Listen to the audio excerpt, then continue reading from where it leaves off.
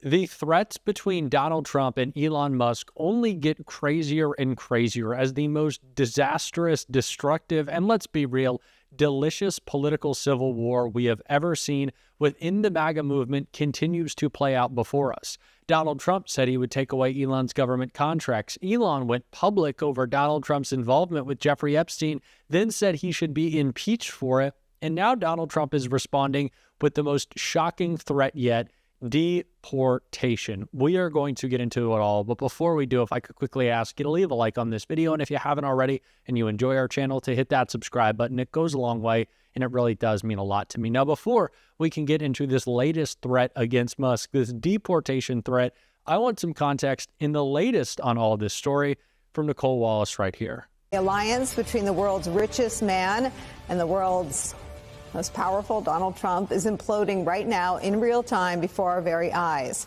with Trump and Musk tearing into each other inside the Oval Office and online. It appears that Elon Musk, after donating $277 million of his own money to the Trump campaign, after serving as Donald Trump's political heat shield for the first 5 months of his second presidency, did so while doing permanent damage to his business empire, to the federal government, and his personal reputation and legacy. But after all that, even Elon Musk is not immune from the golden rule that for Trump, loyalty is a one-way street. But Musk is not going quietly into the night. After days of Musk trashing Donald Trump's signature domestic policy, his big ugly bill, as Elon Musk called it, Trump finally broke his silence. Watch. Elon knew the inner workings of this bill better than almost anybody sitting here, and he only developed the problem when he found out that we're going to have to cut the EV mandate. He knew every aspect of this bill. He knew it better than almost anybody, and he never had a problem until right after he left. He said the most beautiful things about me, and he hasn't said bad about me personally, but I'm sure that'll be next. Well, Trump was right about that. That is indeed what is happening next. Musk, who's now a former special government employee with basically the same status as the rest of us, a private citizen who can post all of his big feelings on the internet, is doing just that. He is lashing out, reminding his 220 million followers on the platform he owns, X, of his potentially decisive $277 million political gift to Donald Trump. He writes this, quote, "Without me, Trump would have lost the election. Democrats would control the House and Republicans would be 51-49 in the Senate." Musk went on to say, quote, all caps, "Such ingratitude." It went on and on and on. Trump even threatened to cancel Musk's billions of dollars worth of contracts, to which Musk fired back, accusing Donald Trump of, wait for it, covering up his role in the Epstein files. Yes, Elon Musk went there. The Epstein files. Now, the Epstein files are government documents from the investigation into the disgraced financier and convicted sex offender Jeffrey Epstein. It takes up a lot of heat and energy on the right. But as sordid as this all is, and it gets worse, let's stop here for a second. Why does any of this matter, right? Two tarantulas in a bowl. Why does it matter? Well, here's why.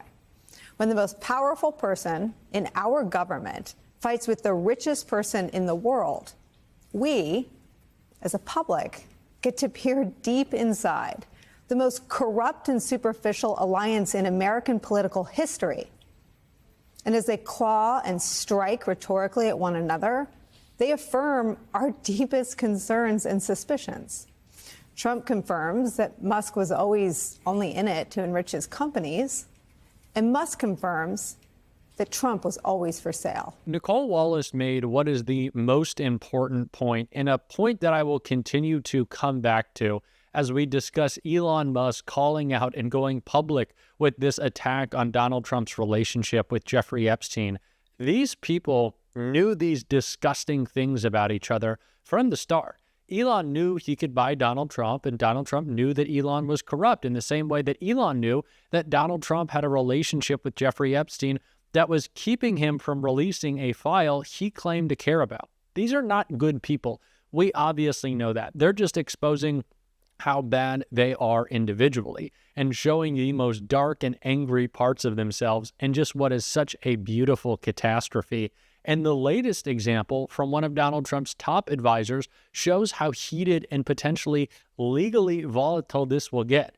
Take a look at what Steve Bannon is now saying about what should happen to Elon Musk. A new report reveals Donald Trump's top aide and advisor, Steve Bannon, is now calling for Elon Musk to be deported. Elon Musk said that Donald Trump should be impeached over the big, beautiful bill and replaced with J.D. Vance. And I don't even think it's just over the big, beautiful bill at this point. I think it is for a whole host of reasons that Elon, as he continues to unravel, will shed more light on. We're about to get the closest and most chaotic look at the corruption and criminality in this administration because of this civil war that we ever could have expected. But it continues, for this current moment, to be focused on Trump's relationship with Epstein.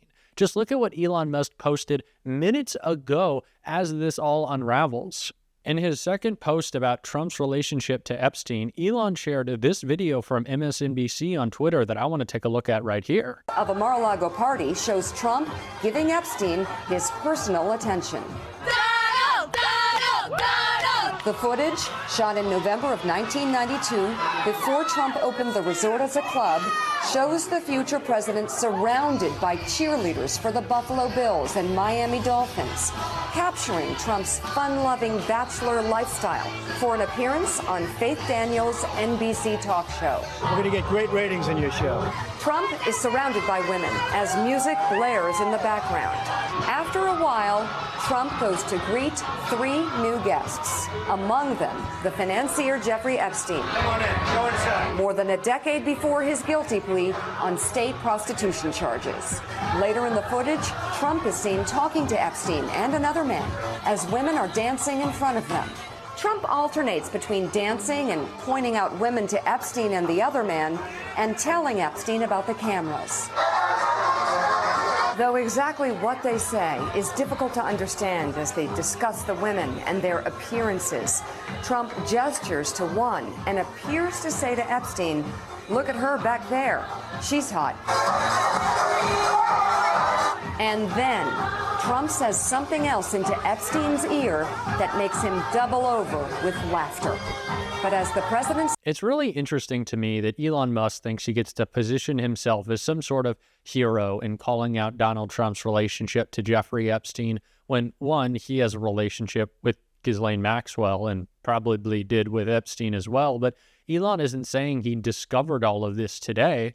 So you willingly hid this information about Donald Trump just because it meant your company's getting billions of dollars. You're admitting to that. Sure, it's fun to watch them attack each other, but you're really continuing to destroy your own reputation as well. And it's funny because Elon clearly knows this is the most damaging point for Donald Trump and MAGA. It's why we're seeing so many turn on Trump actively right now. If you go to Truth Social and scroll the responses to his tweets about Elon, people are furious. But it is important to keep in mind that what we really need to focus on, of course, is what started all of this. Donald Trump's budget, which is going to kick millions of people off of their health care and destroy our country for generations if it is allowed to pass. That's what Elizabeth Warren is focusing on, and I want to take a look at that in this clip right here. Mr. Chairman, so Donald Trump ran for president on the promise to lower costs, a promise that he abandoned almost as soon as he got elected.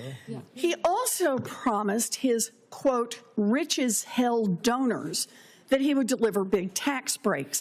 So right now, Senate Republicans are working overtime to pass billionaire tax giveaways, partly paid for by kicking 14 million people off their health care, and partly paid for by using magic math to pretend that those tax giveaways don't cost as much as they actually cost. Now, we've seen this play before. In 2017, Trump's first tax giveaway to the wealthy was supposed to cost just $1.5 trillion. And that was after there were a bunch of budget gimmicks to keep the total down. But even that wasn't a big enough giveaway. After the bill passed, the Trump Treasury Department drafted regulations to implement the new law, and corporations sent armies of lobbyists in to write even more loopholes into the tax laws. Now, Mr. Morrissey, you were Deputy General Counsel at Treasury at this time, so you may remember lobbyists from foreign banks like Credit Suisse and Barclays one big new international tax loophole for loans that they make to U.S. subsidiaries. Do you know how much those big banks pocketed from that extra giveaway engineered in the Treasury Department? Senator, I'm familiar with many of the regulations under TCJA, but not the answer Not to that your one? specific. Not the answer to your Then I specific will question. tell you, it was $50 billion, according to the Joint Committee on Taxation. Now, today, President Trump and congressional Republicans are working to pass a new set of tax cuts for billionaires, millionaires, and giant corporations. This one, the price tag is around $4 trillion. And this time, they are planning to pay for it in part by slashing Medicaid and the Affordable Care Act by nearly $1 trillion and kicking 14 million Americans off their health care. It is handout time for billionaires and austerity for everyone else. Mr. Morrissey, you're nominated to be general counsel at Treasury, meaning you would help in the drafting and the implementation of this bill if it passed, maybe adding another $50 billion tax loophole here and another $50 billion tax loophole there. So, Mr. Morrissey, I just make sure you think through what this means. Do you know how many people will have to lose their Medicaid coverage just to pay for one of those $50 billion tax loopholes out of a $4 trillion Trump tax giveaway? Senator, if I were to be confirmed, I would be committed to making sure that folks working at Treasury on tax issues are clear that the policy judgments in these space belong to the Congress. That's not the question I'm asking here, Mr. Morrissey. I know you'd like to duck this one. My question is, when you create a $50 billion tax giveaway, do you know how many Americans lose Medicaid coverage to make up $50 billion? Do you know what those numbers are? These are just numbers. Senator, again, the policy judgment is with the Congress, and no, Treasury it's not a policy question I'm asking you. If you're going to be over at the Treasury Department and you're talking about being in a position where you can actually create a $50 billion loophole, and I know you could do that because you've done it in the past, I just want to make sure when you're doing the pluses and minuses of doing this, you have some idea how many Americans will lose their Medicaid coverage in order to make up for a $50 billion loophole. This civil war is one of the most shocking developments of the Trump presidency, and of course will continue to be. We are going to be covering it every single second on this show. I'm not going to be sounding as great as I usually do covering it. As I have said, I just got my wisdom teeth out this week, so it's going to take me some time in recovering and being able to speak as well as I should, but I appreciate y'all dealing with that. Listening to me sound not as perfect as usual. It really goes a long way. And if you want to support the work that this channel is doing, as always, you can hit that subscribe button, leave a like on this video, and if you stuck around to the end, drop a blue heart in the comments. And until next time, I'll see you soon.